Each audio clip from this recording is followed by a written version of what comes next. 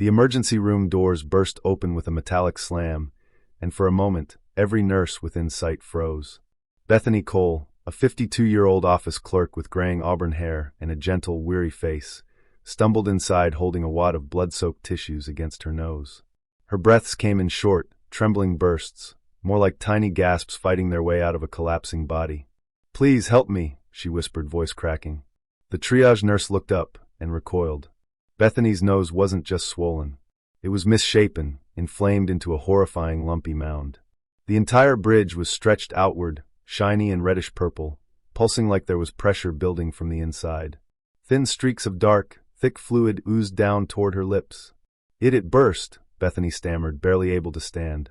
"I tried to pop it, just a blackhead, but something came out. Something big. And now it won't stop." A sudden surge of pain shot through her face and she screamed, high, raw, and broken, as another pocket inside her nose ruptured with a soft, sickening crack. Blood sprayed across the counter. Monitors beeped. Nurses sprang into motion. "Get her to room 2 now." And Bethany collapsed into their arms. Dr. Samuel Riker rushed into room 2 the moment the nurses stabilized Bethany on the bed. One glance at her face, and his expression tightened. He had seen infections, abscesses, ruptures, but this was different. "Bethany, I need you to stay very still," he instructed, leaning closer with a small penlight. The moment he lifted her chin, dark fluid seeped from the swollen mound on her nose. The skin bulged outward like it was being pushed from beneath by something trying to escape. "This isn't a simple rupture," Dr. Riker murmured. "Your nasal tissue is severely damaged. The infection has spread deeper than the surface." Bethany trembled. Am I going to lose my nose?" He hesitated, just for a second. "Right now, our priority is stopping this infection before it reaches your sinus cavity. If it spreads any further, your entire nasal structure could collapse." Bethany's eyes filled with panic. Bethany's hands trembled as she clutched the edges of the hospital blanket. Tears gathered at the corners of her eyes, mixing with the dried blood on her cheeks. "I shouldn't have touched it," she whispered, voice barely rising above a breath. "It was just a tiny blackhead. I thought I could save money, do it myself." She swallowed hard, her chin quivering. "I didn't want to bother anyone. I didn't think it was serious. I've popped hundreds of them before. Why did this happen now?" Her breath shook as the pain surged again. "I should have gone to a doctor. I should have listened to my daughter when she told me to stop messing with my skin." Bethany's guilt pressed heavier than the infection itself. The door swung open and Megan Cole, Bethany's 28-year-old daughter, rushed in, eyes wide with panic. The moment she saw her mother's swollen, distorted nose, she froze in horror. "Mom, oh my God, Mom. What happened?" Bethany tried to smile, but it twisted into a wince. "I'm okay, sweetheart." "You're not okay." Megan snapped, her voice cracking. She looked at Dr. Riker. "How bad is it? Why does it look like that? Why is it leaking like that?" The doctor stepped in gently. "Her tissue is infected and unstable. We're trying to get ahead of it." Megan covered her mouth, tears spilling. "Mom, why did you do this yourself? Why didn't you tell me it was hurting? I could have taken you to urgent care. Why hide it?" Bethany lowered her eyes, ashamed. "I didn't want you to worry." But it was too late, Megan was shaking. As the nurses cleaned her face, Bethany's voice wavered through the room. "It started a week ago," she murmured. "I noticed a little bump on my nose. I thought it was just another clogged pore. I hate how they look. I always have." Megan sat beside her, listening through tears. Bethany continued, "At work, everyone's on camera these days. Meetings, presentations. I saw myself on the screen, and all I could stare at was that stupid bump. I kept thinking people noticed it." She sighed shakily. "I'm 52, Meg. I already feel older than everyone around me. I didn't want to look worse." Her voice softened. "So I bought one of those extraction tools online. I thought if I cleaned it out, I'd look better for Monday's meeting." She closed her eyes in regret. "I just wanted to feel confident again. I didn't know it would turn into this." Megan wiped her eyes. "Mom, remember last month? When I told you to stop buying those cheap skincare gadgets?" Bethany winced, not from the pain, but from the memory. "Yes. And I remember you telling me I was wasting money," Megan continued. "You said I was being dramatic." Bethany's cheeks flushed with guilt.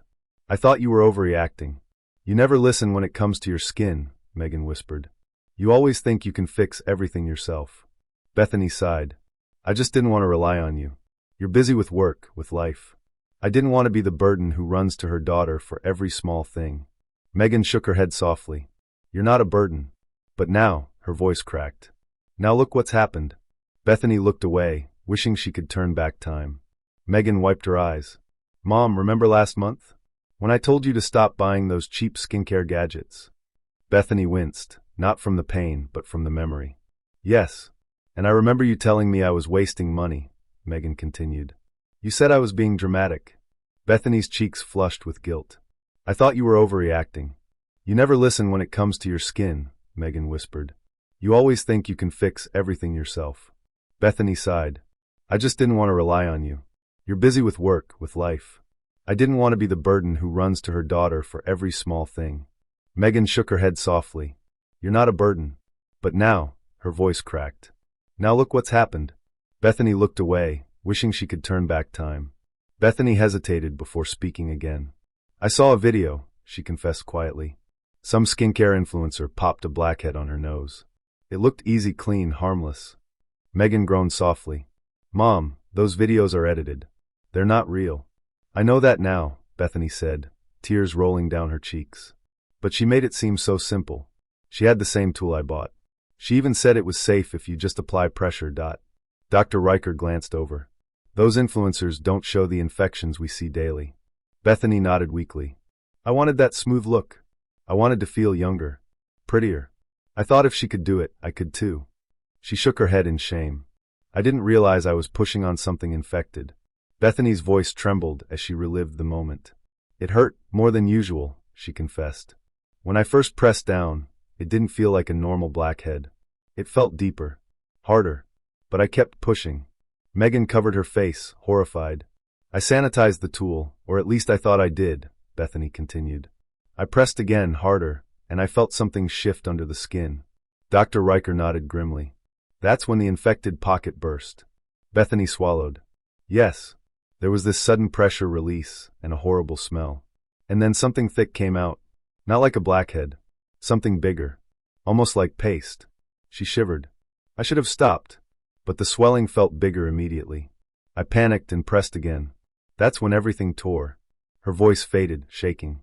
And then the pain hit me like a punch. Bethany closed her eyes as the memory flooded back with brutal clarity. I was standing in front of the mirror, she whispered. I leaned in, pressed the tool on the spot, and suddenly, something inside tore open. She lifted a trembling hand. It wasn't a pop. It was a rip, like a blister bursting from the inside. Megan's face went pale. A thick, yellow chunk shot out and landed in the sink, Bethany said, voice shaking. Then blood started pouring. Not dripping, pouring. Her breathing became unsteady. And then the swelling started moving. It pulsed like it was alive. Every throb felt like something pushing its way outward. Dr. Riker listened carefully, jaw tight. When the second pocket ruptured, Bethany continued, I heard it. A crack. A wet crack. And the pain, God. I screamed so loud the neighbors knocked on the door. Her hands shook violently. I tried to hold my nose together because it felt like it was tearing open from the inside. I didn't know what else to do. Megan stood frozen, horrified and heartbroken. Bethany looked down, voice small. I thought I was going to lose half my face right there in my bathroom. The pain didn't stop, Bethany whispered. It just kept building. Her eyes watered at the memory. It felt like fire spreading across my face. Every heartbeat made the swelling jerk. I could literally feel the infection pushing outward. Dr. Riker nodded. Once an abscess ruptures internally, pressure increases rapidly. Bethany continued. I tried ice, tissues, even holding my breath to stop the throbbing. Nothing helped. The blood wouldn't stop. The lump got bigger. My vision blurred, and I felt dizzy. She swallowed hard. That's when I realized this wasn't a blackhead anymore. Something inside my nose was breaking apart. Her voice broke. And that's when I finally called Megan. Bethany stared at the ceiling as Dr. Riker gently pressed along the swollen bridge of her nose, assessing the damage. It didn't get this bad overnight, he said quietly. Walk me through what happened these past few days. Bethany nodded, trembling. Day 1, the bump looked normal. Just a little red. I thought it was irritation from touching it too much.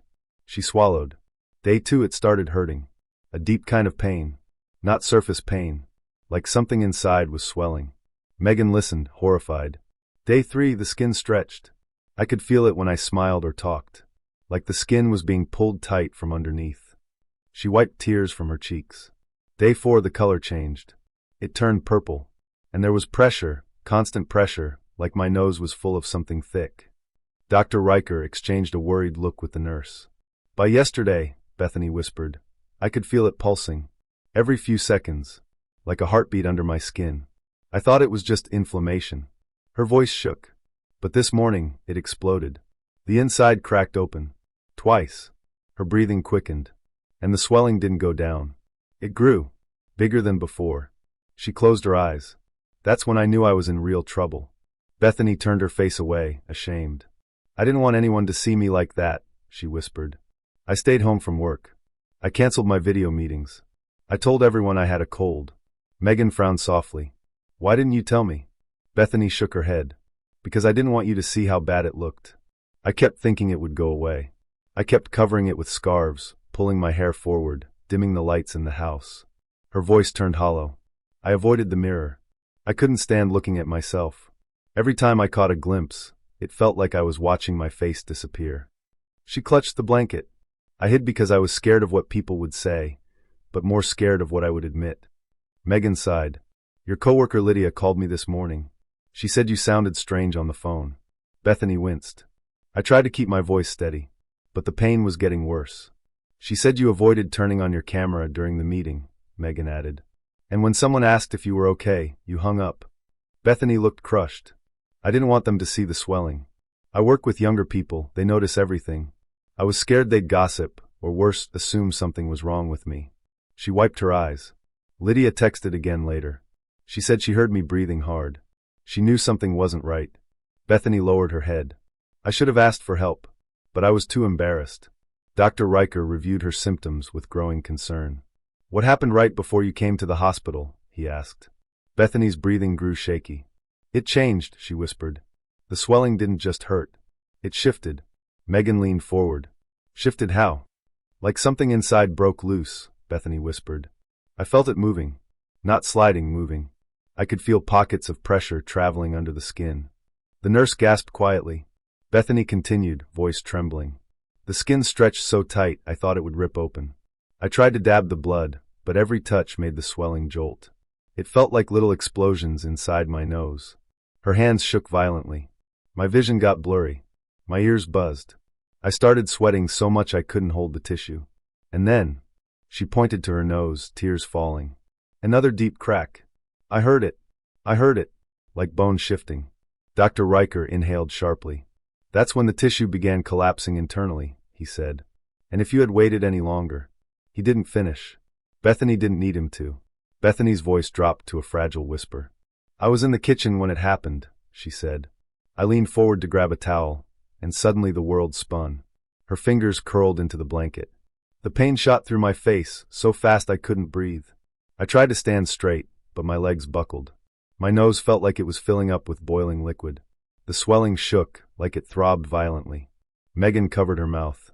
I grabbed the counter, Bethany continued, but everything went black around the edges. My hearing faded, like I was underwater. She shook her head. I remember saying Megan's name, but I don't know if I actually spoke. I felt myself falling, and the last thing I saw was blood dripping onto the kitchen floor. She exhaled shakily. I thought I was going to die right there. When I finally came to, Bethany said softly, I was on the hallway floor. The neighbor was knocking on the door because they heard me scream. Her face flushed with humiliation. I opened the door just an inch, trying to hide my face behind my sleeve. But the blood, it was everywhere. Megan's heart broke. The neighbor's expression changed instantly, Bethany whispered. From concern to shock. She asked if someone hit me. She asked if I needed the police. Bethany shook her head, tears falling. I told her it was nothing, but she could see the swelling. She could smell the infection. Her voice cracked. She stared at me like I was falling apart. Bethany swallowed hard. And that's when I knew I couldn't hide anymore.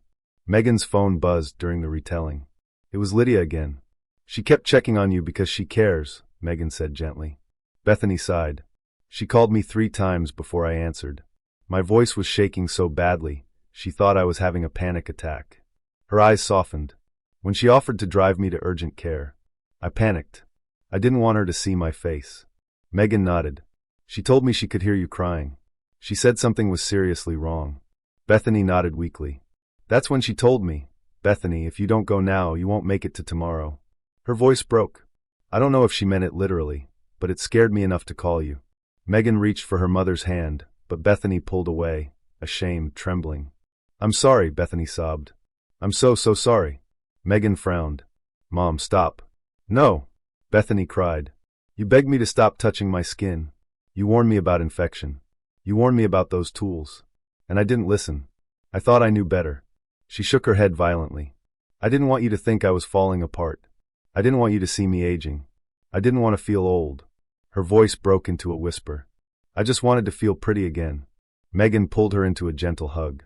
You don't need perfect skin to matter to me, she whispered. I just want you safe. Bethany sobbed into her shoulder. I didn't know my mistake could take my whole face. Dr. Riker and the surgical team prepared quickly. We need to drain the remaining abscess before the infection spreads to her sinuses, he instructed. Get the suction kit, saline flush, and lidocaine. Bethany's heart raced. Is this going to hurt? She whispered. Dr. Riker softened his tone. We'll numb you, but the pressure release may feel uncomfortable. Two nurses secured her head gently as he injected the anesthetic around the swollen bridge of her nose. Even with the numbing agent, Bethany winced. Okay, Bethany, Dr. Riker said, positioning the scalpel. Deep breath. He made the incision. A sudden, forceful burst of thick, infected fluid shot out, dark yellow with streaks of blood. One nurse flinched, the other quickly began suctioning. Bethany gasped at the sensation. It feels like something's crawling out. Dr. Riker worked swiftly. I'm opening the internal pocket. The infection is deeper than expected. With careful precision, he drained several more pockets, each releasing pressure that made Bethany shudder. Your tissue is severely damaged, he said, but we're stopping the spread. As the final pocket drained, Bethany felt the pressure finally ease. But she knew the real fear was still ahead, what the damage looked like underneath. When the draining was complete, Dr. Riker removed his gloves slowly, too slowly. Megan noticed. Her chest tightened. What is it? She asked. Dr. Riker exhaled heavily. Bethany, the infection destroyed some of your nasal tissue. Bethany blinked, stunned. What does that mean? He pulled up her scan on the monitor. The inner cartilage on the right side collapsed, he explained gently. The structure of your nose has been compromised. The shape may change permanently. Megan covered her mouth, eyes filling with tears. Bethany froze, hands trembling. Permanent, she whispered. You mean it won't go back to normal? Dr. Riker nodded softly. We may be able to reconstruct it later, but right now, the priority is saving the remaining tissue. If we hadn't intervened today, this infection could have reached your eye socket. Bethany's heart sank. Her biggest fear was now real. Bethany sat upright in the hospital bed, staring at the bandages covering her nose. Even without seeing underneath, she felt different, exposed, fragile, changed. What am I going to tell people at work? She whispered. Megan sat beside her. You don't owe anyone an explanation. Bethany shook her head. They're going to stare. They're going to ask what happened. And the rumors, you know how the office is. Her voice grew small. I've spent years trying to look put together, trying to hide the fact that I'm aging. Now I'll walk in with half my nose rebuilt. Megan took her hand gently. People who judge you don't matter. But Bethany looked away. She knew they would talk, and she knew she wasn't ready to face their reaction. 2 days later, Bethany was discharged with medication, strict instructions, and an appointment with a reconstructive specialist. When she looked in the mirror at home, she froze. The swelling had reduced, but the right side of her nose had partially collapsed inward, leaving an uneven, softened contour that didn't look like her anymore. Tears filled her eyes. This is the face I wake up with now, she whispered. Megan walked in behind her. Mom, you're still you. Bethany touched her cheek gently. It's going to take months of treatment. Maybe surgery. Maybe more than one. Megan nodded. Then we'll do it. Together. Bethany closed her eyes, letting the truth settle. She had survived the infection, but now she had to survive the reflection.